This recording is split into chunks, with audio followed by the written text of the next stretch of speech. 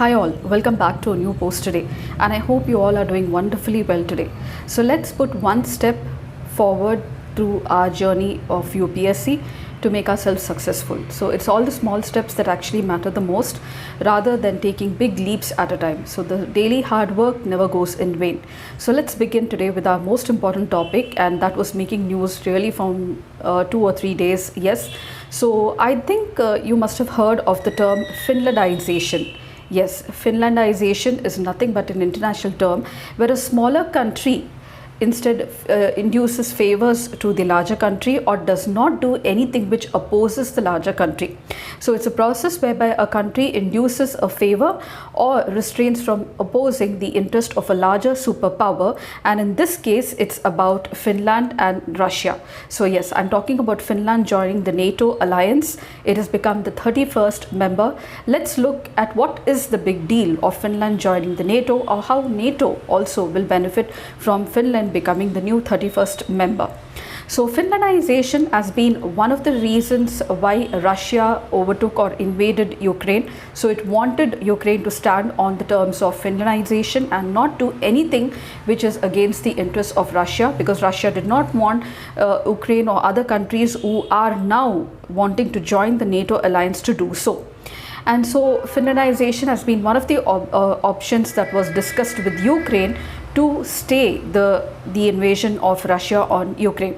Now let me tell you that Finland has been the newest member, so everybody is rejoicing in the NATO alliance. You will know why. So let's look into the details quickly. So Finland is a small country, and it's a Nordic country which already shares a 1340-kilometer border with Russia. So now it has become the part of a Western alliance, shedding its neutral position. So it was neutral, not with the West, not with Russia, but now it has become an alliance or a member of the Western alliance called as NATO.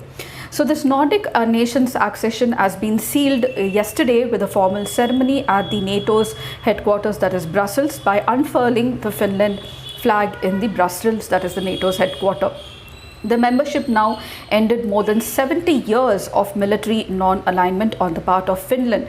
And in fact, in the Cold War years, the policy of neutrality between the Soviet Union and the West was known as Finlandization, which I just spoke of. This marks a definitive shift, let me tell you, in Europe's post-World War II alignment, and now this membership of Finland to NATO further isolates Russia. So what made Finland actually join NATO? Now Russia was going to war with Ukraine, but before that it already took away Crimea, and so this made the smaller neighbors crave for a powerful military backing from NATO. And so the NATO charter itself says that an invasion on a single member in the alliance, all the members have to come to their rescue. And so this article of the NATO, which stands at the heart of the security alliance, made Finland and Sweden go to NATO. But what is the key point? Now for this we need to go back to the Winter War of 1939 and 40. Now the Winter War was known as the first Soviet-Finnish war. It was a war between Soviet Union and Finland. The war began with Soviet invasion of Finland in 1939, just 3 months after the World War II started, and it ended with the Moscow Peace Treaty in 1940. Now, despite the superior military strength of the Soviet Union at that time, this small country called as Finland gave a fitting answer to Soviet Union, or the Russia right now, and Soviet Union lost. But in exchange, Finland gave away certain territories to the Soviet Union. So to keep Leningrad, or St. Petersburg, which we call now, which was very, very close to Finland border and safe during the World War II, Finland army fought very toughly with Soviet Union, and then in the end of the Moscow Peace Treaty, Finland was forced to cede certain territories to Soviet Union. So it's not a new fear which Finland is having. It has already experienced this during the World War II period, and so now its fears have become more stronger with Russia's invasion of Ukraine, and in 2014 of taking away of Crimea. So now, despite years of peace, Finland has always been in the fear with Russia's aggressive moves especially, and it almost spends 2% of its GDP on defense. Let me tell you, this is the largest of any other NATO member as well, and also has a very, very powerful security or defense arsenal with itself. Now, this is what made Finland join the NATO alliance, and along with Finland, we also have Sweden in line for the membership, but that has been stayed because by Turkey and Hungary. So now Finland has given up its position of neutrality. After the World War ended, Finland stayed away from the Western military alliance after ceding certain territories to the Soviet Union, and also stayed away from the Western military alliance that was formed in the aftermath of the World War II, that's NATO, and also respected Soviet Union security interests. Let me again remind you, after the Winter War, Finland had given away certain territories to the Soviet Union. So to keep itself balanced and neutral, it did not hurt the sentiments of Soviet Union also, and did not form an alliance with the Western formed NATO. Even after the Soviet Union collapsed, Finland though it built close ties with the Western countries, it stayed out of NATO and did not want to provoke Russia as such. Finland and its neighbor Sweden have applied for the NATO membership soon after the Russian invasion of Ukraine. Finland, however, became a member, but Sweden's membership is still hanging because of its stoppage by Turkey and Hungary. Now, NATO, let me tell you briefly, was formed in the aftermath of was set up during the World War II just for the purpose of containing Soviet Union. The membership alliance was formed in 1949, and the 12 founding members are Belgium, Canada, Denmark, France, Iceland, Italy, Luxembourg, Netherlands, Norway, Portugal, United Kingdom and United States. So these are the 12 founding members. So we have looked into why actually Finland joined the NATO, but the most important question is, what's the big deal? What's the big deal of if Finland becomes the member of NATO?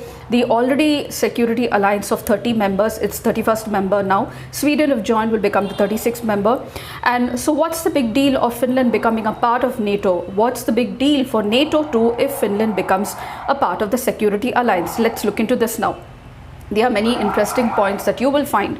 NATO's membership guarantees Northern European nation access to all the resources of the entire alliance, of the entire 30 countries, plus its own alliance in event of an attack. Now, for NATO, access to well-trained and well-armed defense system of Finland. Let me tell you, after the Winter War itself, Finland had started building up its defense system, and I told you recently that it almost spends 2% of the defense expenditure on defense, and it has a well-maintained defense architecture, let me tell you.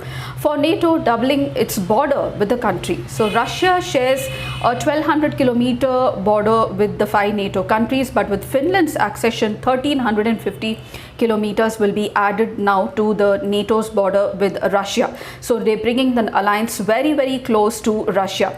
NATO's Article 5 principle, which states that the attack on one member of the NATO is an attack of all the members, and this has been the cornerstone of the 30-member alliance.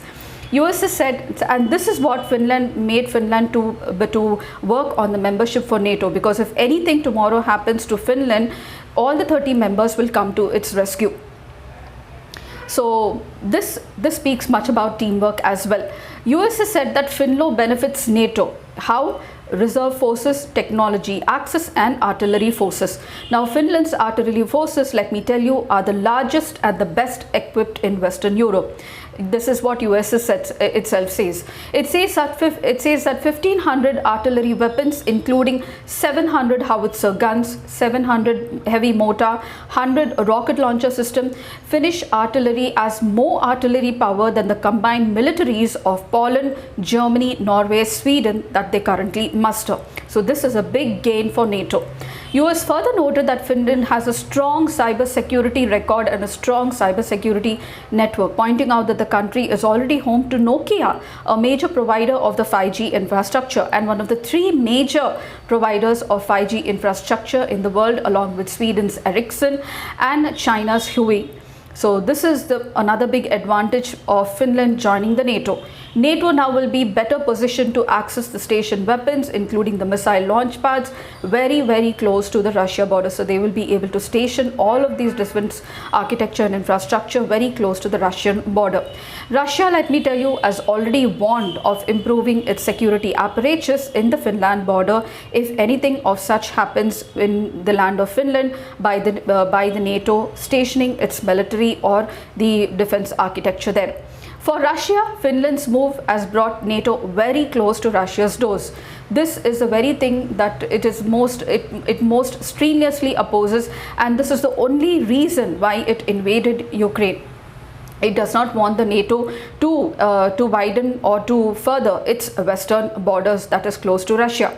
Russia has said that Finland's accession now raises the risk of the Ukraine conflict escalating further, and this is a big warning to the Western NATO alliance and also to the world, which is already shattered not only because of the pandemic but also the war, which is still not ended.